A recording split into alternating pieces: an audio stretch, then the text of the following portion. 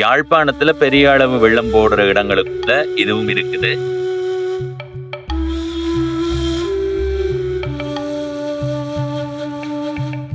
பவனீசன், நிலைமை என்ன மாதிரி? பெரிய மழையா? வெள்ளம் போட்டு இருக்கா? என்ன நிலைமை?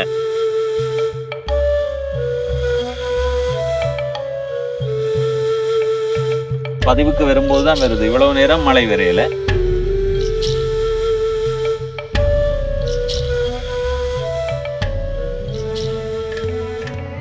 வணக்கம் நண்பர்களே, நான் உங்கள் நண்பன் தட்சணாமூர்த்தி பவனீசன். இன்று 16ஆம் நாள் 5ஆம் மாதம் 2026ஆம் ஆண்டு. நேரம் மதியம் 1:18. உங்களுக்கு தெரியும், 4 நாட்களாக ஈழத்துல பல பகுதிகளில் மழை பொழிந்து கொண்டிருக்குது. பல பகுதிகளில் வெள்ளத்தை ஏற்படுத்தி இருக்கு. சில பகுதிகள் வெள்ள பாதிப்பு இல்லை.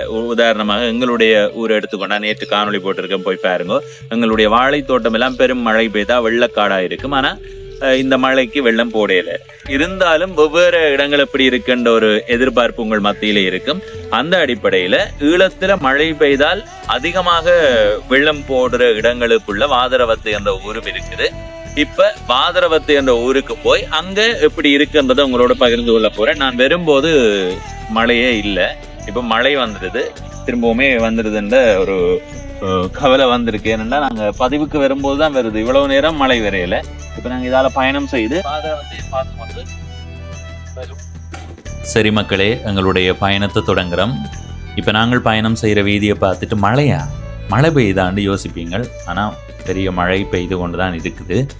இந்த பகுதியில் பாருங்கோ, பனை மரங்களோட இந்த காட்சியை பார்க்கும்போது நல்ல வடிவாக இருக்குது. சரி, நாங்கள் இப்படி இந்த வீதியால் பயணம் செய்து பாதரவத்து என்ற ஊருக்கு போவோம். கிடைக்கிட கதைக்கிறேன், அதுக்கு அடுத்தபடியாக காட்சிகளை பார்த்து கொண்டு வாங்குவோம்.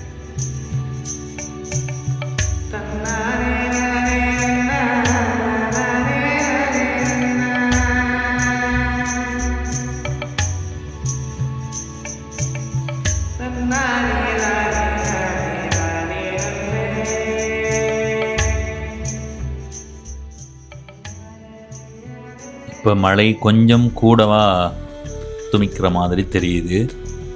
இருந்தாலும் நாங்கள் வேகமாக பயணம் செய்து போய் வாதரவத்தை என்ற இடத்தை பார்ப்போம்.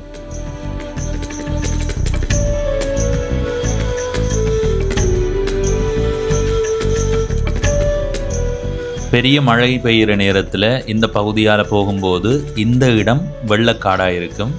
இப்போ பாருங்க, தரவையாத்தான் தெரியுது. அதனால் பெரிய அளவு வெள்ளம் போடுற அளவுக்கு மழை பெய்யல. இருந்தாலும் பாதரவத்தையினுடைய அந்த சின்ன மலைக்கே வெள்ளம் போடுற இடத்தையும் போய் பார்ப்போம். இந்த இடத்துல பாருங்கோ, ஓரளவான வெள்ளம் தேங்கி நிற்குது. ஆனால் இது ஒரு பள்ளமான பகுதி, இந்த தரவையிலே பள்ளமான பகுதி. அதை விட இடப்பக்கம் பாருங்கோ, இந்த பகுதியிலையுமே தொடர்ச்சியாக வெள்ளத்தை பார்க்க முடியும் மழை பெய்ததுக்கு பிறகும். அடுத்தது இந்த வீதியை பாருங்கோ, இந்த பகுதியில் மாறி மழைக்கு வரும்போது பெரிய அளவில் வெள்ளம் பாயிற நேரத்தில் இந்த வீதியால் வரும்போது எங்களால் இந்த வீதியால் இலகுவாக போக முடியாது. அந்த அளவுக்கு இந்த வீதியை மேவி வெள்ளம் பாய்ந்து கொண்டிருக்கும். ஆனால் இன்றைக்கு அப்படியான சூழல் இல்லை. எனவே மழை குறைவாகத்தான் பெய்திருக்குது. ஆனால் தொடர்ச்சியாக மழை பெய்து கொண்டே இருக்குது. இப்போ கூட மழை துமித்து கொண்டு தான் இருக்குது.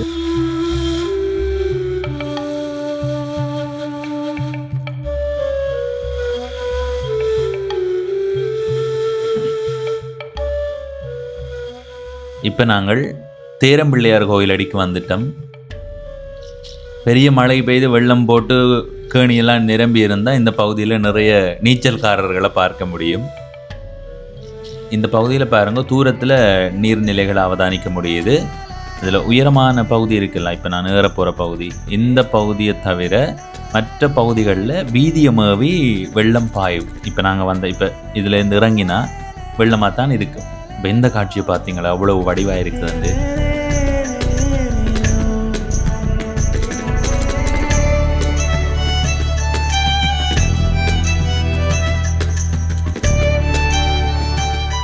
இந்த பகுதியில் இடப்பக்கம் பாருங்கோ, புத்தரை பார்க்க நல்லா இருக்குது. ஒரு விளையாட்டு மைதானத்தின் அந்த அமைப்பை கொடுக்குது. ஆனால் விளையாட்டு மைதானம் இல்லை.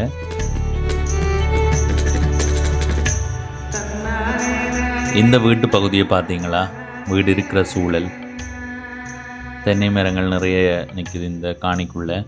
அதே மாதிரி அதில் இருக்கிற வீட்டிலையும் அப்படித்தான், வீட்டை சுற்றி நிறைய தென்னை மரங்கள் நிற்குது.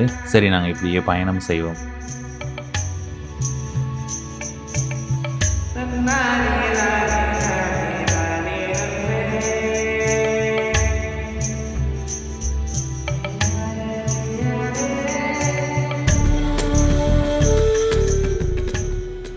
பாருங்க மக்களே, இந்த பகுதி எவ்வளவு வடிவாக இருக்குன்னு.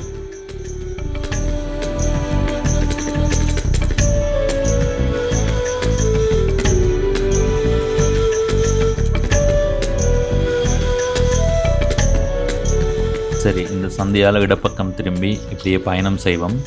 இந்த வீதியால் பயணம் செய்தால் வாதரவத்தையில் இருக்கிற அக்காச்சி குடியிருப்பு என்ற பகுதிக்கு போகலாம். அந்த பகுதியில் தான் பெரிய அளவு வெள்ளம் போடுற இதில் ஒரு கோயில் இருக்குது.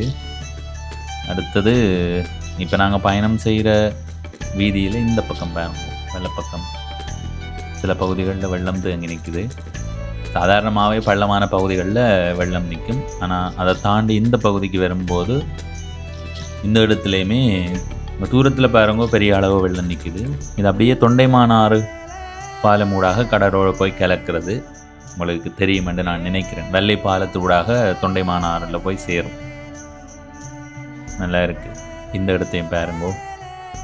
அதான் மழை அளவாக பெய்யும் போது அதை ரசிக்கலாம். அளவுக்கு அதிகமாக பெய்யும் போது அது நிறைய பேரை பாதிக்க வைக்கிறதால அதை ரசிக்கிறதுக்கான எண்ணம் வராது. இந்த இடமெல்லாம் பாருங்க, நல்ல வடிவாக இருக்குல்ல காட்சிகள். சரி, நாங்கள் இந்த வீதியால் அப்படியே அக்காச்சி குடியிருப்பு பகுதிக்கு போவோம்.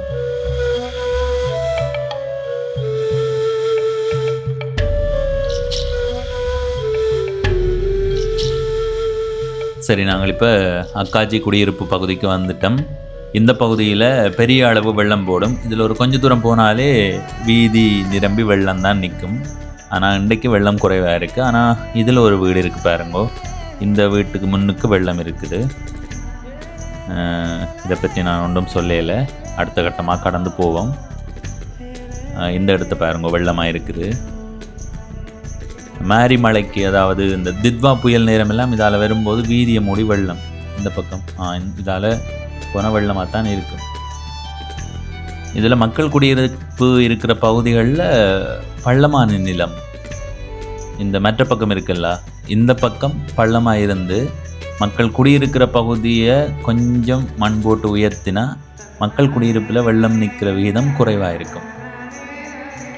இந்த பகுதியாலெல்லாம் நாங்கள் மாரி காலத்தில் பெரிய மழை பெய்கிற நேரத்தில் வந்தால் நிறைய வீடுகளை சுற்றி வெள்ளம் இருக்கிறத அவதானிக்க முடியும். ஆனால் இன்றைக்கு அந்த அளவுக்கு வெள்ளம் இல்லை மக்களே.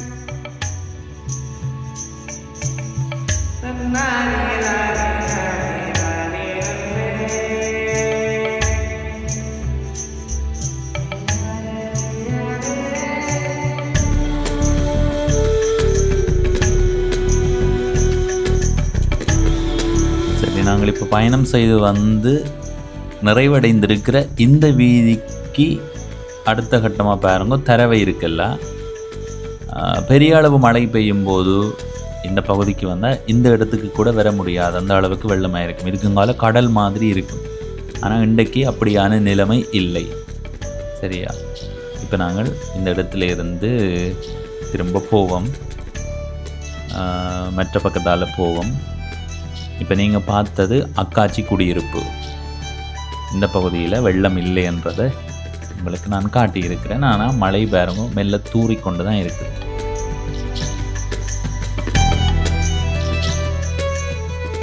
மக்களை இப்போ மழை கொஞ்சம் கூடி விட்டது. வேகமாக போவோம் மக்களே. வாதரவத்தையில் அக்காச்சி குடியிருப்பு பகுதிக்கு போய் வந்தேன் நான். இனி இந்த பக்கத்தால் போகணும். அங்கே போகிறதுக்கு எங்களுடைய ஒலி வாங்கி சரியா இல்லை. ஏனெண்டா மழை பெய்து எங்களுடைய ஒலி வாங்கி ரிசீவரே நின்றுட்டுது. அதனால் இப்படியே போவோம். வேகமாக காட்டி கொண்டு போகிறேன் பாருங்க. இடையில போகும்போது ஒரு பகுதி வேற, அந்த பகுதியிலையும் அதிகமா வெள்ளம் தேங்கி நிற்கிறது. பெரிய மழை பெய்யும் போது அந்த பகுதியும் எப்படி இருக்குன்றதை பார்த்து உங்களோட பகிர்ந்து கொள்றேன். இந்த காணொலியை நான் பதிவு செய்யறதுக்கு காரணம், நிறைய பேர் பவனீசன் நிலைமை என்ன மாதிரி, பெரிய மழையா, வெள்ளம் போட்டிருக்கா, என்ன நிலைமை, மற்ற பகுதிகளில் என்ன நிலைமைன்னு கேட்டிருந்தார்கள். நான் இப்ப இந்த பகுதிக்கு வந்ததுக்கு காரணம், யாழ்ப்பாணத்துல பெரிய அளவு வெள்ளம் போடுற இடங்களுக்குள்ள இதுவும் இருக்குது. அதனால இந்த பகுதிக்கு வந்து உங்களுக்கு இந்த பகுதியை காட்டி இருக்கிறேன். இங்க வந்து பார்த்த போது பொருளாதார பாதிப்பு ஏற்படுற அளவுக்கு இங்க மழை பொழியல. ஆனாலும் இயல்பு வாழ்க்கை பாதிக்கப்பட்டிருக்கு. அன்றாடம் வேலைக்கு போறவர்கள், பள்ளிக்கூடத்துக்கு போற மாணவர்கள், இப்படியானவை வந்து இந்த மழையால பாதிக்கப்பட்டிருக்குது. எனவே இங்க வந்து காட்டியிருக்கிறேன். இனி நாங்கள் இப்படியே போவோமா. இப்ப நாங்கள் பயணம் செய்து புத்தூர் மீசாலை பிரதான வீதிக்கு போகிறோம். மழை பெரிய அளவில் வந்துடுது. வெற்று சாண்டு ஆக பெருசாக இல்லை. நாங்கள் முதல் வரும்போது இருந்த மழையை விட இப்போ மழை கூடவாக இருக்குது. இப்படி இந்த வீதியால் பயணம் செய்து போவோம். இப்போ நாங்கள் வந்திருக்கிற இந்த பகுதியில் மாரிமலைக்கு அதிகமான வெள்ளம் தேங்கி நிற்குது.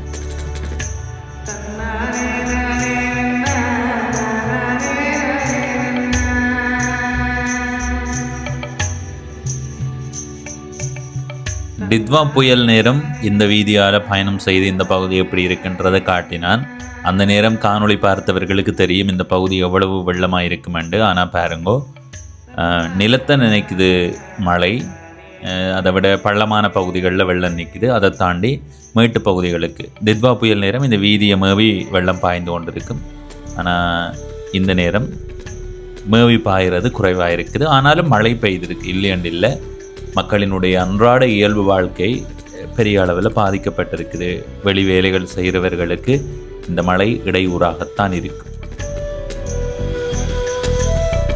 சரி மக்களே, இப்போ நாங்கள் புத்தூர் மீசாலை பிரதான வீதிக்கு வந்து விட்டோம்.